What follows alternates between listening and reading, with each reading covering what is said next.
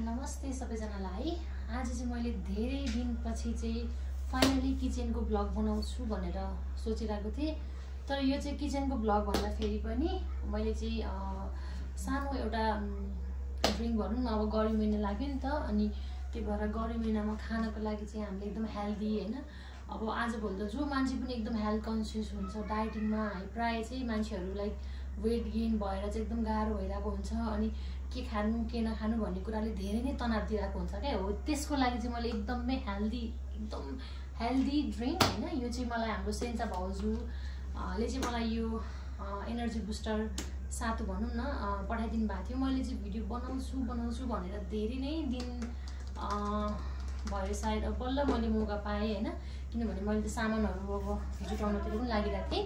यतिकै भ्लग बनाउँछु भने यतिकै पनि त बनाउनु मिल्दैन नि त, प्रोपरली सेटअप गरेर हैन गर्छु भनेर सोचिरहेको थिएँ। अरूभन्दा नि म लेजी भएर नै हो हैन। अहिले चाहिँ फाइनली मैले यो एनर्जी बुस्टरको एउटा ड्रिङ्क बनाएर तपाईँहरूलाई देखाउँछु। तपाईँहरू पनि त्यसरी खान सक्नुहुन्छ, आफ्नो हेल्थ कन्सियस हुनुहुन्छ भनेदेखि यो ड्रिङ्क खाँदाखेरि तपाईँहरूलाई एकदमै लाइक हेल्थलाई पनि राम्रो गर्छ भनौँ न। र मैले यो कसरी बनाउँछु भनेर म तपाईँहरूलाई स्टेप बाई स्टेप पनि देखाउँछु हैन।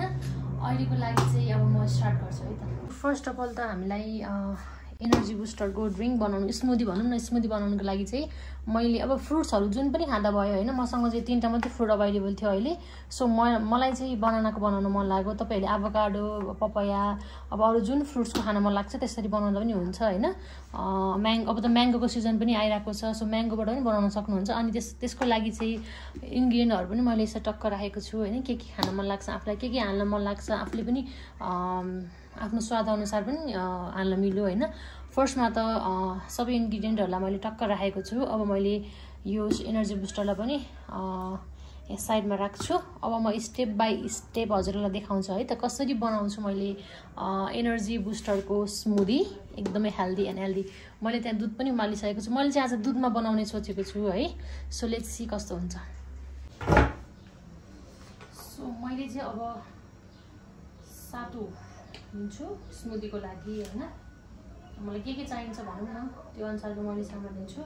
म चाहिँ धेरै लिन यति मात्रै लिन्छु, किनभने अरू पनि कुराहरू मैले एड गर्छु नि त हैन। सो यसको काम सक्यो अहिले। त्यसपछि मैले लिन्छु अलिकति काजु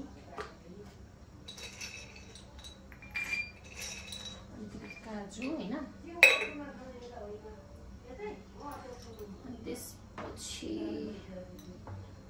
अलिकति बादाम,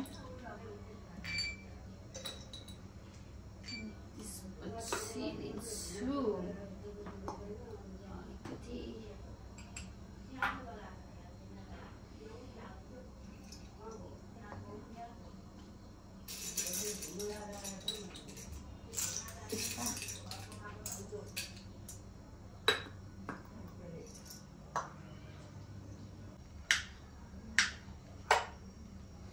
सो मैले चाहिँ बनानाबाट बनाउन लाग्दैछु, त्यही भएर मैले बनाना काट्छु है।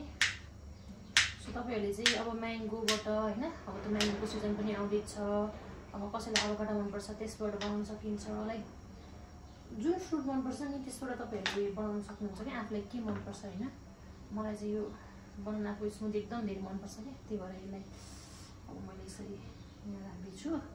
पहिला सुरुमा सबै इन्ग्रिडियन्टलाई टक्क ठिक पार्ने, अनि त्यसपछि ग्राइन्डरमा ग्राइन्ड गर्ने। ल हैन, बनाना पनि रेडी भयो है। अब मैले के गर्छु भने यसलाई स्मुदीको लागि रेडी गर्छु।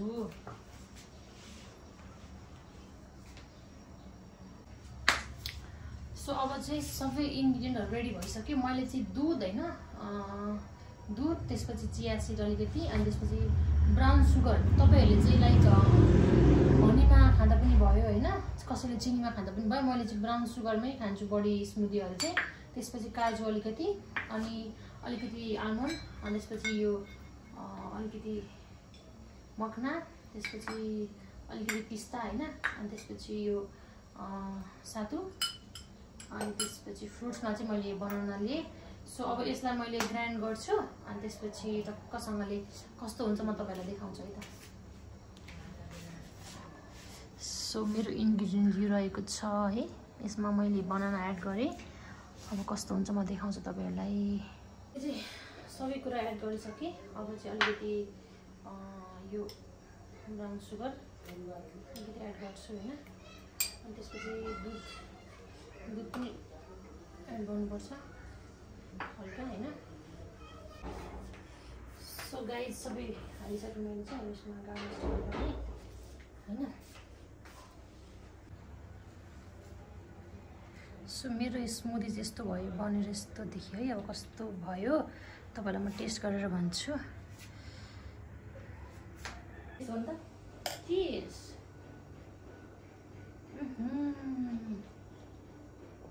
यति मिठो भयो कि